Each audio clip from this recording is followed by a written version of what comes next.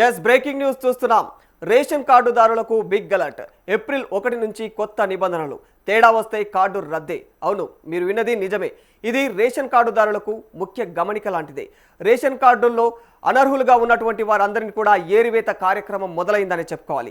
ఈ ఏడాది ఏప్రిల్ 1 నుంచి కొత్త రూల్స్ రాబోతూ ఉన్నాయి. కేంద్ర ప్రభుత్వం అమలు చేయనున్నటువంటి ఈ నిబంధనల గురించి అయితే ఖచ్చితంగా మనందరం కూడా ఖచ్చితంగా తెలుసుకోవాల్సిందే. ఇక రేషన్ పంపిణీలలో పారదర్శకత పెంచేందుకు, అనర్హులను తొలగించేందుకైతే ఈ నిర్ణయం తీసుకున్నట్లు తెలుస్తోంది.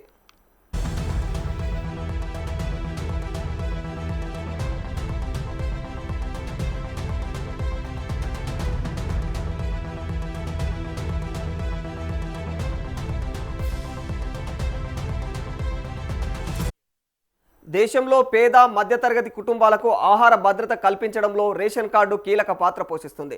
ప్రభుత్వం అమలు చేస్తున్నటువంటి పబ్లిక్ డిస్ట్రిబ్యూషన్ సిస్టమ్ ద్వారా తక్కువ ధరలకు బియ్యం, గోధుమలు, చక్కెర, ఆయిల్ వంటివి సరుకులు అందుబాటులో ఉన్నాయి. అయితే ఈ వ్యవస్థలలో పారదర్శకతను పెంచేందుకైతే కేంద్ర ప్రభుత్వం 2026 ఏప్రిల్ 1 నుంచి కొత్త నిబంధనలు అమలు చేయనుంది.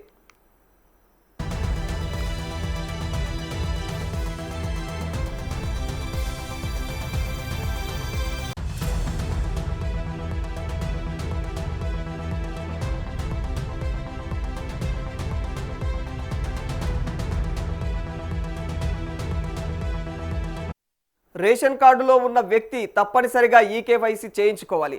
సమీపంలోని రేషన్ షాపుకు వెళ్ళి బయోమెట్రిక్ వేసుకోవాలి. ఇక మేరా రేషన్ యాప్ ద్వారా ఇక ఫేస్ అథెంటికేషన్ ఉపయోగించి ఇక మీ యొక్క ఈకేవైసీని పూర్తి చేయాలి. మరి ఈకేవైసీ పూర్తి చేయకపోతే ఖచ్చితంగా ఏప్రిల్ 1 నుంచి మీకైతే రావాల్సినటువంటి రేషన్ నిలిచిపోయే అవకాశం ఉన్నట్లు తెలుస్తోంది.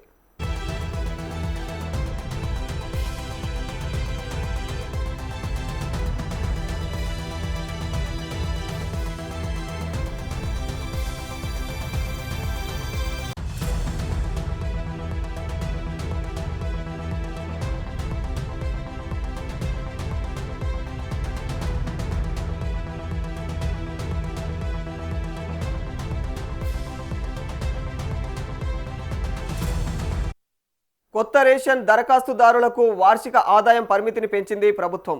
18 ఏళ్లు పైబడిన మహిళలను కుటుంబ పెద్దగా లెక్కలోకి తీసుకోనుంటుంది. ఇక రేషన్ కార్డు కోసమైతే కార్యాలయాల చుట్టూ తిరగాల్సిన అవసరం లేదని తెలియజేసింది. ఇక దరఖాస్తు ప్రక్రియ అంతా కూడా ఆన్లైన్లో జరుగుతుంది. కుటుంబ సభ్యుల ఆధార్ కార్డు, ఇంకా ఆదాయ ధృవీకరణ పత్రం, ఇక నివాస ధృవీకరణ పత్రాలు ఉండాలి.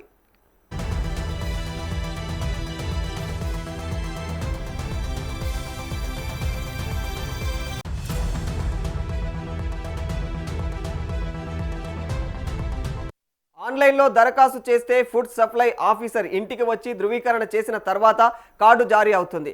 కొత్త నిబంధనల ప్రకారం లబ్ధిదారులు ఒకేసారి 3 నెలల కోటాను పొందవచ్చు. దీనివల్ల ప్రతి నెల రేషన్ షాపుకు వెళ్లాల్సిన పని లేదు. ఇక క్యూ లైన్లలో నిలబడాల్సిన అవసరం అంతకంటే లేనట్లు తెలుస్తోంది.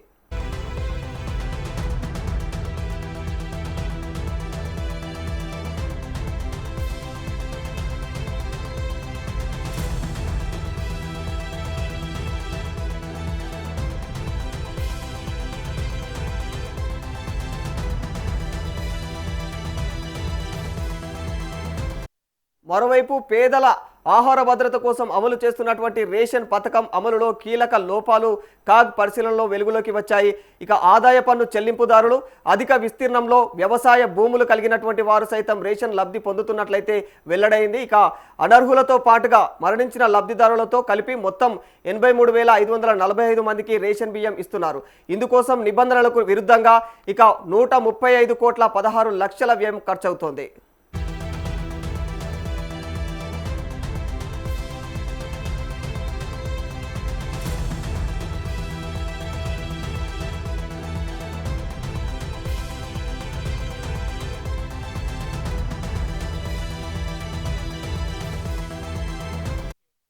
ప్రధానమంత్రి కిసాన్ డేటా 2020-21 ప్రకారం ఇందులో 52,339 మంది ఆదాయ పన్ను చెల్లింపుదారులుగా ఉన్నారు.